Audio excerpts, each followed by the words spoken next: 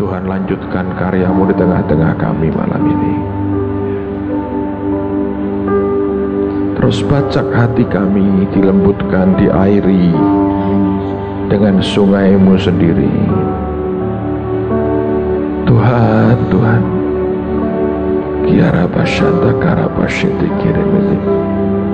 terima kasih Tuhan, terima kasih. Terima kasih Tuhan. Engkau bukan imam besar agung yang tidak merasakan yang kami rasakan. Engkau ikut merasakan, Engkau turut merasakan semua kepedihan, keperihan, kehancuran ini. Tapi Engkau juga sanggup memberikan anugerah, membaharui semuanya dengan cara-Mu sendiri.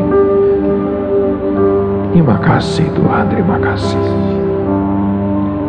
Terima kasih Tuhan, terima kasih. Terima kasih Tuhan. Terima kasih Tuhan. Dan malam ini Engkau mengajari kami dari perkataan-Mu, ajari kami dari firman-Mu.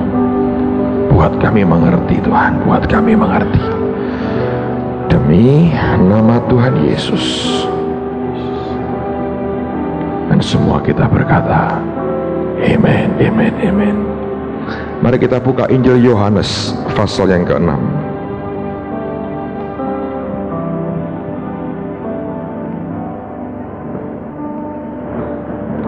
Yohanes pasal yang ke-6.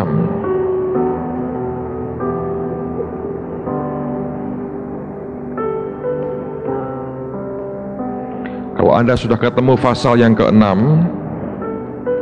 sebagai latar belakang nanti di rumah Anda baca mulai ayat yang pertama. Ada kisah tentang Yesus memberi makan 5.000 orang. Itu merupakan latar belakang dari beberapa ayat yang kita akan baca pada sore ini. Kita akan lihat sekarang mulai ayat yang ke-22.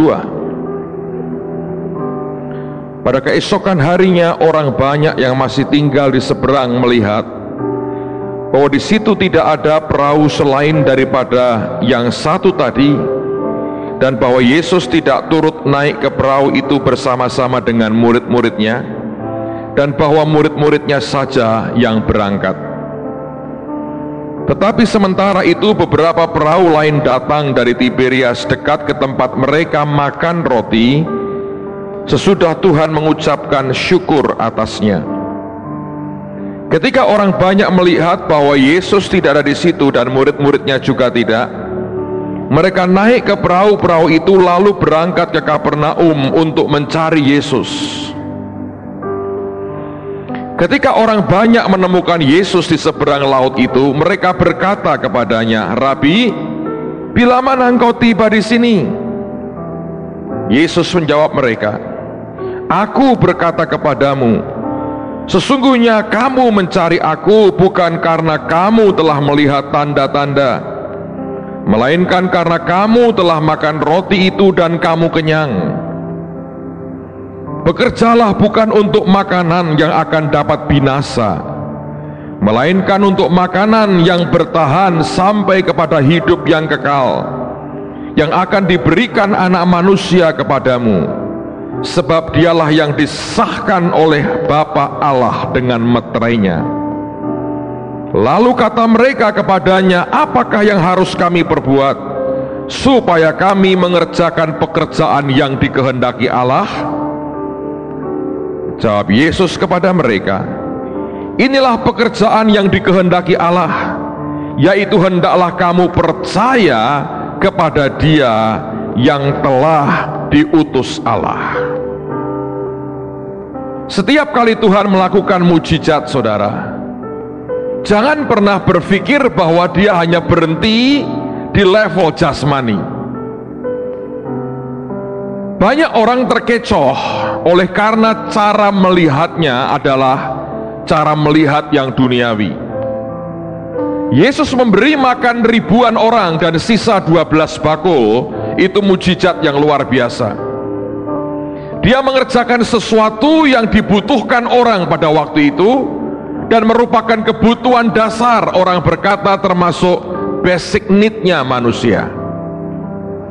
Tapi ketika dia melakukan yang jasmani, dia sebenarnya sangat berharap kita bisa menangkap sesuatu di balik yang jasmani itu. Tapi kenyataannya tidak pernah bisa. Buktinya mereka sangat mengingini Tuhan setelah itu. Mereka bolak-balik dengan perahu mereka mencari di mana Yesus untuk mendapatkan lagi roti jasmani.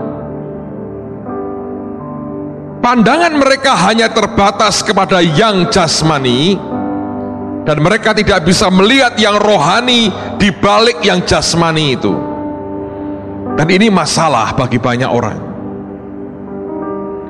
Rasul Yohanes dalam sebuah doanya berkata, "Aku berdoa di atas semua yang lain. I wish above all things." Aku berdoa, aku berharap di atas semua yang lain, kiranya engkau berkelimpahan dan dalam keadaan yang sehat, seperti jiwamu juga berkelimpahan. Kelimpahan yang diharapkan itu adalah kelimpahan jasmani akibat daripada yang di dalam kita limpah. Itu Tuhan. Kalau kita berkemenangan di luar, karena di dalam kita sudah menang. Kalau kita limpah di luar, karena di dalam kita sudah limpah. Tapi kalau Anda balik berkata, saya hanya mau limpah di luar atau menang di luar, maka sebenarnya engkau belum berkemenangan atau belum berkelimpahan. Karena ada orang-orang yang punya uang banyak, tapi dalamnya nggak limpah, sehingga akibatnya uang itu tidak pernah kemana-mana. Sebaliknya ada orang yang di luarnya mungkin nggak terlalu banyak, dalamnya limpah. Maka dari yang tidak banyak yang di luar ini, dia memberkati banyak orang. Orang jadi berkat bagi orang lain itu tidak tergantung berapa banyak duit yang engkau punya, tapi seberapa limpah hatimu sebenarnya. Kalau hidup kita dipenuhi dengan ego kita, itu akan merusak karena luarmu tidak pernah limpah. Minggu lalu saya beritahu bahwa ketika Tuhan datang kepada Firaun lewat Musa, yang diminta pertama-tama cuma sedikit. Tuhan gak minta banyak. Dia hanya berkata, izinkan umatku beribadah kepadaku di padang gurun. Tapi kemudian kenyataannya ketika ditolak oleh Firaun karena dalamnya tidak limpah, luarnya dia sangat kaya, dalamnya dia penuh dengan dengki, dengan ego yang tinggi, yang sedikit diminta tidak diberi, dia kehilangan semuanya. Yesus memberi makan ribuan orang. Dia sangat berharap mereka mengejar roti hidup yang di belakangnya, bukan roti jasmani. Mujizat yang paling mudah itu mujizat di alam jasmani sebenarnya. Yang paling berat perubahan yang di dalam. Tapi hari ini orang lebih suka mengejar yang di luar dan mengabaikan pertumbuhan yang di dalam. Saudara hanya berhenti di tengah-tengah dan tidak masuk sampai kepada kedalaman Tuhan yang sebenarnya. Lalu kemudian ketika Tuhan menegur mereka, sebuah pertanyaan mereka ajukan, apa yang harus kami perbuat untuk melakukan pekerjaan yang dikehendaki oleh Allah? Dan keluarlah sebuah statement yang menarik sekali, dan Tuhan berkata, percayalah kepadaku. Itu saja. Ikut Yesus itu sebetulnya simple, cuman kita ini seringkali membuatnya jadi rumit, saudara. Ikut Tuhan itu simple. Dia hanya berkata, percayalah kepadaku. Itu saja. Saudara bisa percaya dia? Tapi untuk orang percaya susah banget. Saya diminta mendoakan seorang yang sudah dalam keadaan koma. Saya masuk, saya lihat, secara manusia saya pikir, sudahlah. Saya tanya usia berapa, sekian, sudahlah. Saya menghadap Tuhan, saya bilang, Tuhan, please lah, saya bilang, kalau engkau bisa tolong, tolonglah, saya berkata.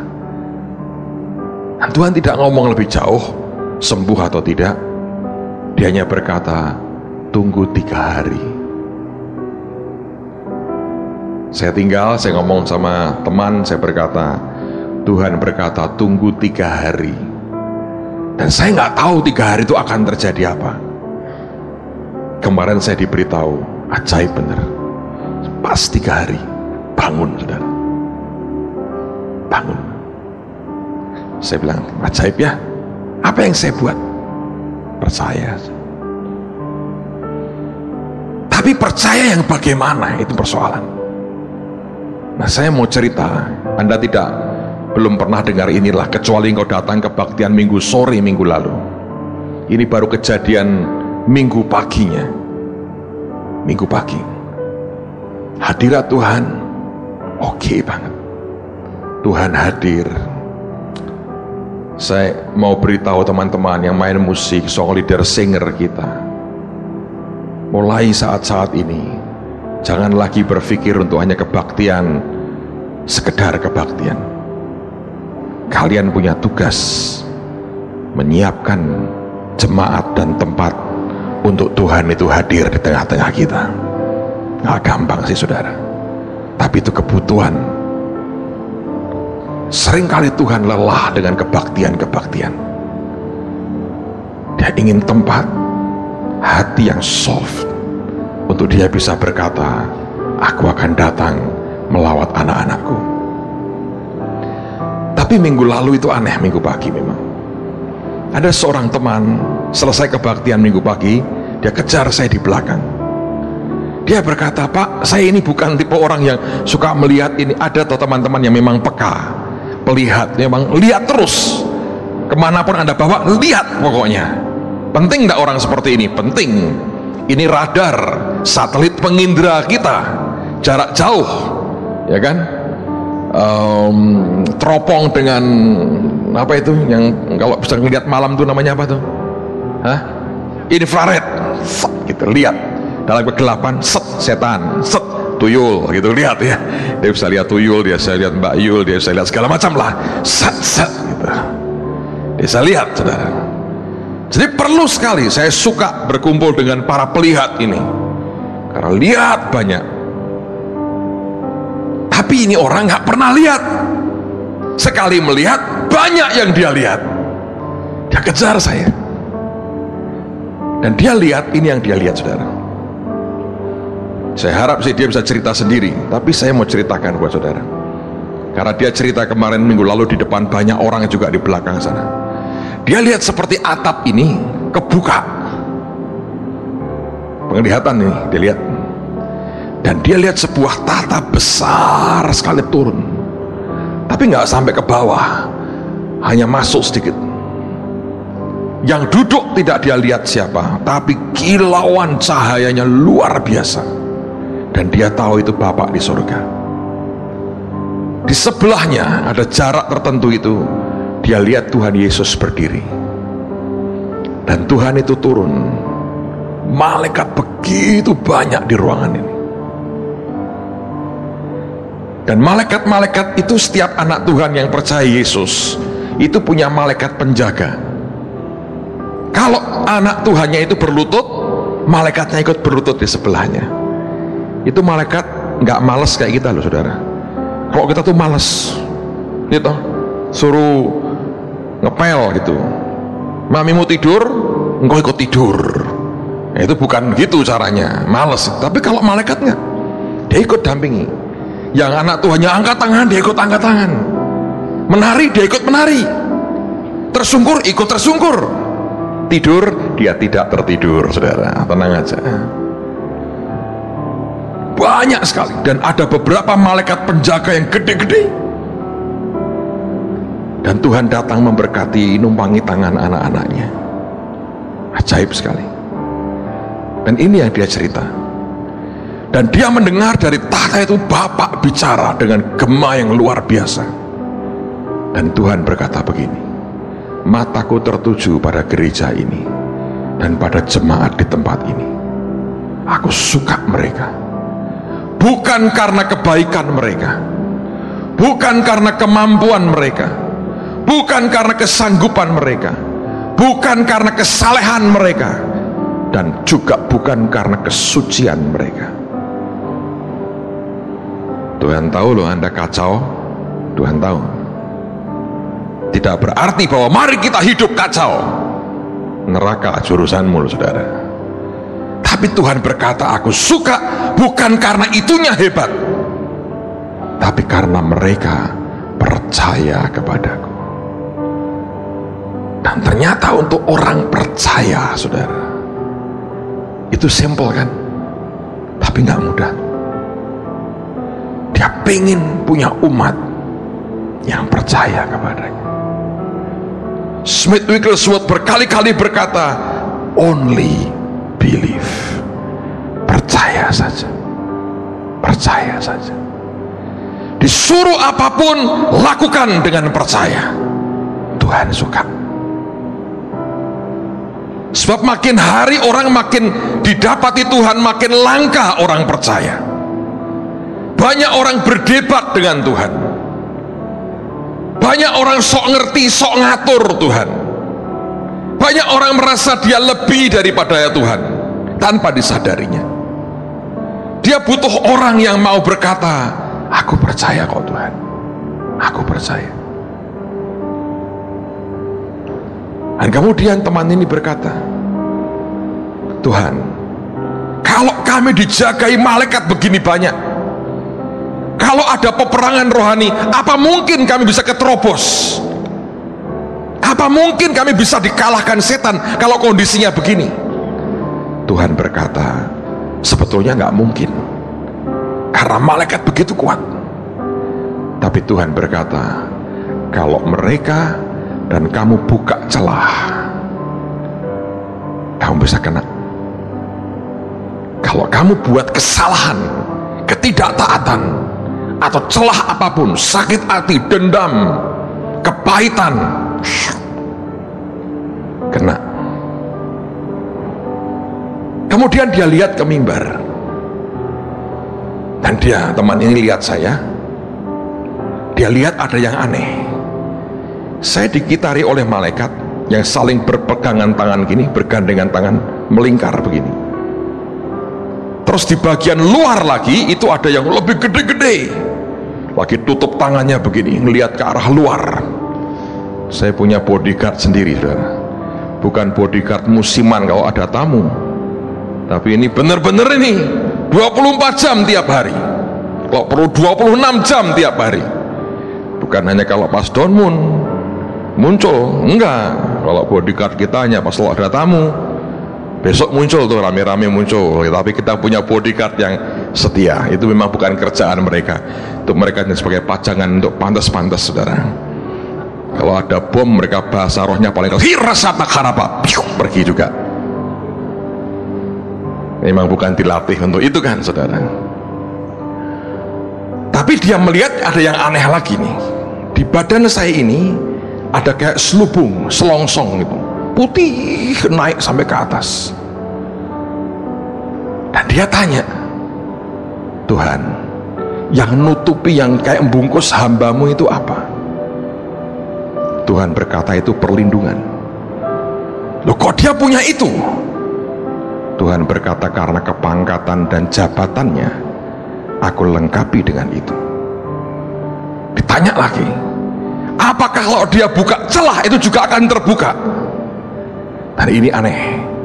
Bagi beberapa orang mungkin Anda tidak percaya. Tuhan berkata, yang itu tidak bisa. Dia buka celah pun itu tidak bisa ketembus. Itu hanya bisa ditembus kalau aku yang mengangkatnya. Coba renungin, saudara. Alkitabiah nggak? Kalau yang pertama oke, orang buka celah, terobos setan masuk, bisa.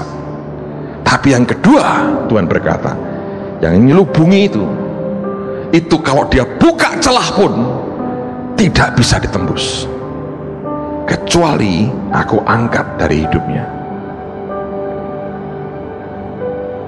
Saudara ingat cerita tentang Musa ketika kawin dengan perempuan Kusi? Ada dua orang yang berontak. Siapa? Miriam dan Harun. Tuhan marah nggak? Marah kan? Ketika Tuhan pergi, saya dengerin baik-baik. Hari-hari ini, akhir zaman ini gawat. Saya baru baca ayat tadi pagi. Saudara tahu ada sekolah-sekolah yang kalau Anda tidak lulus di pelajaran tertentu dapat remedi, ya kan? Remedi itu kalau istilah pendidikan artinya saudara boleh apa? Ngulang kan? Diulang lagi kan? Kalau bagus berarti Anda boleh naik kan? Remedi. Bahasa Inggrisnya remedi itu sebetulnya diobati, disembuhkan, dikasih obat. Tapi Alkitab mengatakan ada kesalahan-kesalahan atau dosa yang tidak ada remedinya, yaitu kalau Anda menghujat, Anda menghina, Anda mengolok-olok utusan Tuhan dan nabi-nabinya. No remedy, Tuhan bilang. Miriam dan Harun berontak lawan Musa. Dari sudut apapun sebetulnya Miriam itu benar dan Harun. Musa kawin lagi kok. Tapi yang salah ini seperti Sidan menanduk Materasi, saudara. Dari sudut apapun dia memang dihina. Bayangin diomongin teroris lah, ibunya sama kakak perempuannya diomongin pelacur lah. Siapa anak laki yang tidak marah kalau mamanya dihina sama mafia Itali? Siapa ini? Orang Aljazair, darah panas lah, makan kebab kambing tiap hari. Begitu kan, ditanduk lah, walaupun nggak punya rambut lagi, berubah. Dari sisi aku diprovokasi, betul, nanduknya salah. Nah gawatnya Tuhan itu lihat reaksi kita, dia nggak lihat sebabnya, karena sebab itu bisa banyak, dan dia lihat reaksi. Dan ketika reaksinya salah, masalah muncul. Miriam itu ya ada benernya lah.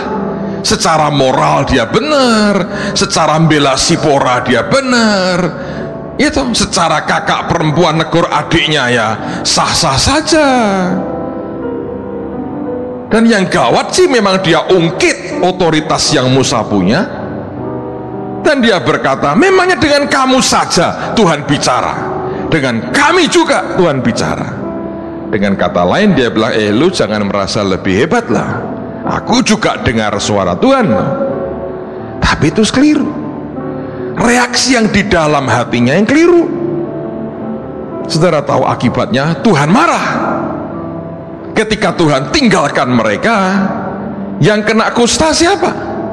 Miriam. Harun sehat-sehat saja tuh, kena nggak dia? Enggak. Kok bisa? Jubah keimamannya itu selubung kayak begitu. Anda kalau baca cerita Harun, persis dia buka dilepas jubahnya, mati dia. Ada yang memang begitu, yang kalau tidak diangkat Tuhan nggak bisa ketembus. Kalau diangkat Tuhan, habis, selesai. Saya kaget sih, orang ini nggak pernah lihat apa-apa, sekali lihat kayak begitu. Tapi apa yang saya mau sampaikan buat saudara, hari-hari ini ada begitu banyak hal yang sedang cepat terjadi di tengah-tengah kita. Dan Tuhan hanya berpesan malam hari ini, percayalah kepadaku. Tidak mudah loh saudara, untuk orang sekedar percaya kepadanya. Satu hari Yesus menampakkan diri di Gunung Tabor bersama dengan Musa dan Elia. Kalau Anda mengacu pada perjanjian lama, akan diajarkan jangan berhubungan dengan orang mati, ya kan? Dengan arwah-arwah. Itu Musa itu arwah bukan? Ada saat-saat di mana dia muncul begitu. Dan Yesus ngomong kepada 3 muridnya, jangan cerita ke orang-orang. Ada hal-hal yang dia berkata, nanti kalau aku sudah bangkit dari antara orang mati, kamu boleh cerita. Ada hal yang orang lain tidak pernah bisa nerima. Kalau ahli Taurat dengar ini, mereka akan berkata aku ini penyesat. Jadi kamu diam saja. Baca di Alkitab. Mereka yang menerima pesan itu berbicara satu dengan yang lain. Aneh sekali. Orang cuma terima pesan dan disuruh percaya dan diam. Kenapa? Ada apa ini kok rame? Enggak apa-apa. Ada apa? Enggak apa-apa. Orang yang cuma disuruh terima pesan aja, saudara, dia nggak bisa ngobrol sama orang lain, didiskusikan, bicara tuh. Apakah itu membuat mereka makin memahami semua yang terjadi? Enggak juga. 2 orang murid kembali ke Emmaus, dan Alkitab berkata mereka saling bertukar pikiran, dan Tuhan di tengah-tengah mereka. Apakah dengan tukar pikiran itu membuat mereka saling mengerti dan membuat mereka tambah mengerti? Enggak juga itu. Kenyataan mengatakan hal rohani tidak pernah bisa dicerna dengan pikiran kita. Hal rohani itu hanya bisa dimengerti kalau Roh Tuhan membuka pikiran kita. Ada banyak hal yang Anda harus dan masih harus Anda lewati sih. Saya berdoa kekristenan kita bukan kekristenan yang sekedar asal, tapi sesuatu yang dasarnya solid di dalam, karena engkau percaya kepadanya. Pesan Tuhan malam ini hanya berkata, percaya saja. Amen, saudara.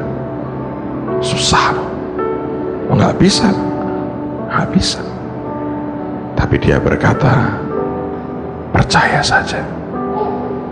Tutup Alkitab, saudara. Mari berdiri sama-sama. Jesus, oh Jesus, Jesus,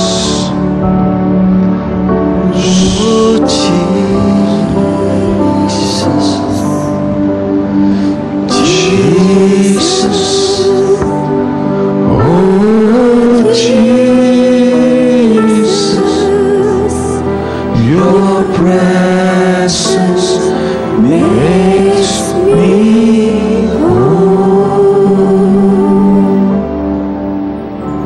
Saudara, 2000 tahun yang lalu, bahkan para murid pun tidak pernah mengerti agenda Tuhan. Semua mereka dipanggil oleh Yesus yang sama. Tapi begitu mereka terima panggilan, otomatis dalam benak mereka masing-masing punya agenda sendiri.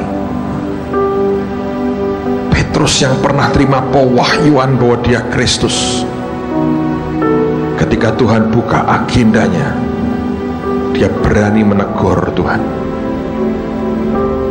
Yudas yang dipilih Tuhan setelah doa semalam-malaman, yang Alkitab Perjanjian Lama mengatakan itu karibku katanya, bahkan dia jual Tuhannya sendiri. Kadang saya kagum dengan Yesus. Dari sejak awal dia sudah tahu yang namanya Yudas akan mengkhianati dia.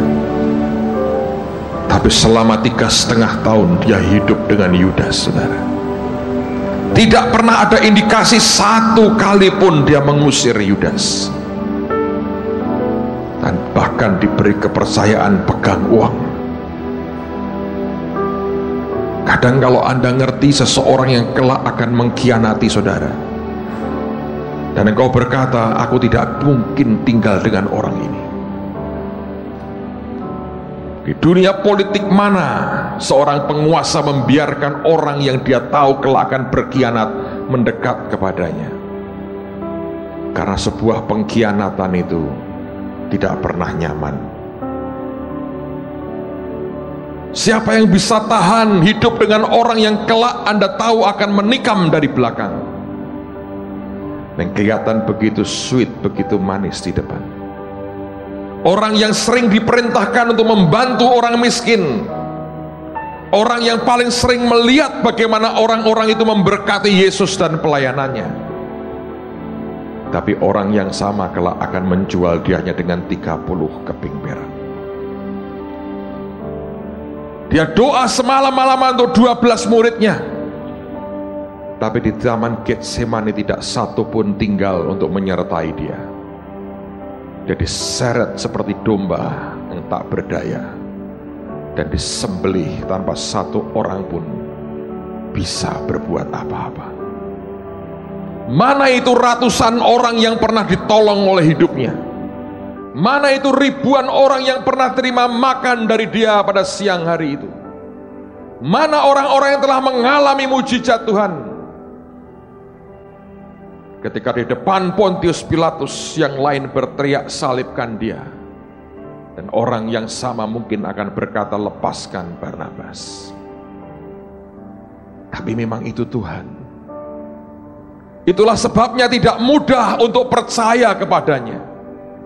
Karena begitu banyak yang kontroversi dalam benak dan pikiran dan agenda orang. Dalam hidup Anda dan saya, satu hari engkau akan berhadapan dengan hal-hal seperti itu.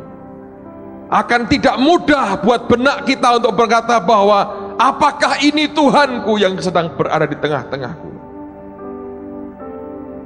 Tapi ujian segera akan datang. Dan banyak hal yang tidak masuk akal harus Anda bisa berkata, Tuhan, aku percaya. Belum lagi ketika kita diizinkan mengalami begitu banyak kesulitan dalam kehidupan kita. Pertanyaannya adalah apakah kita percaya kepadanya atau tidak. Saya berdoa Tuhan memberi iman kepada kita saudara sore hari ini. Amen. Mari semua angkat tangan. Jesus, oh Jesus, Jesus, oh Jesus,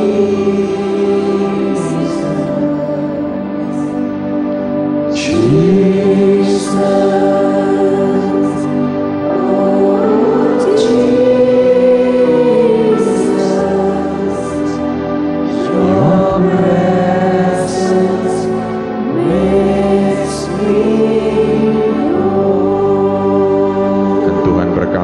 Beberapa di antara saudara yang hari-hari ini imanmu goyah sekali.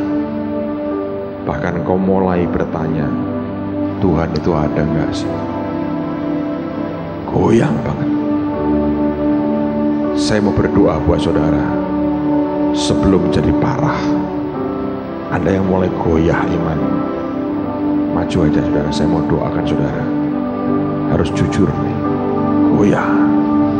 Yang lain sembahyang, tetap arahkan hatimu ke Tuhan. Arahkan hatimu ke Tuhan. Ini masalah serius. Anda goyah imanmu, kau bisa kehilangan keselamatanmu, saudara. Anda goyah imanmu, kau bisa kehilangan keselamatanmu. Saya tahu seringkali banyak penderitaan berlarut membuat engkau berkata, apa mungkin Tuhan itu ada.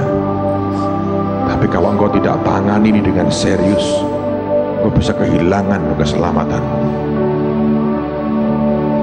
Hidup dengan Tuhan itu Anda harus berani lepaskan semuanya. Ingat, Alkitab pernah berkata, siapa takut kehilangan nyawa akan kehilangan nyawa.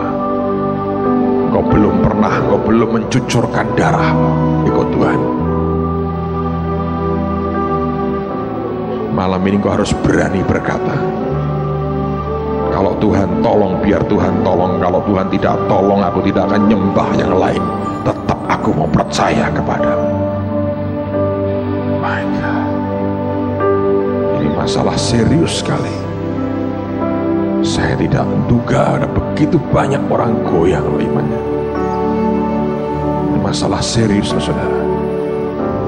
Anda goyah imanmu kok bisa hilang keselamatan. Saya masih tunggu kalau masih ada yang lain lagi. Yang lain sembahyang saudara.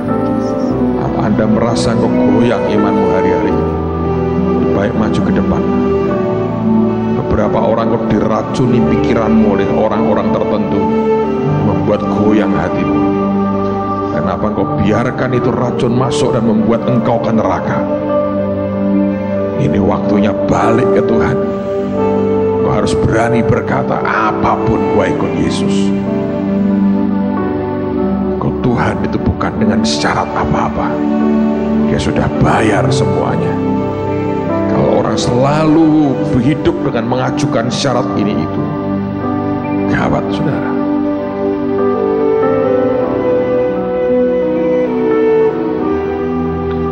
Tuhan kau mengerti. Yang lain kedangkan tangan, doakan saudara-saudaramu ini. My God, my God, my God. Jesus. Oh Jesus. Tuhan, Tuhan, Tuhan, Tuhan, Tuhan, Tuhan. Jesus. Oh Jesus.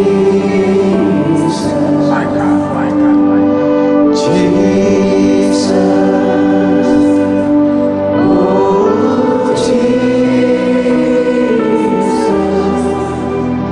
Your presence makes me whole. Jesus. Oh Jesus. Jesus. Oh Jesus.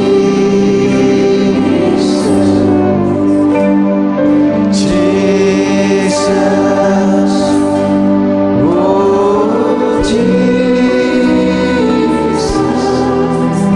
Your presence makes me whole.